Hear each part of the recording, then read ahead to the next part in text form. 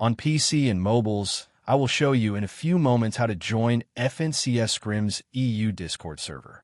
It's the same method on both PC and mobiles. For this, we will open a browser on your PC or mobile, can be whichever. In my case, I will use Microsoft Edge. Now click on URL bar and type this URL to be able to join this Discord server.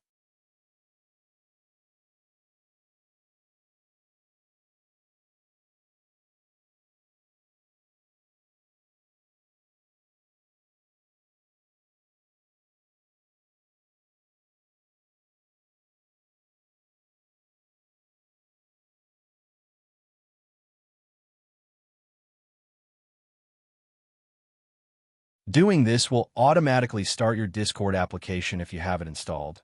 Then click Join, and you'll have access to the Discord server.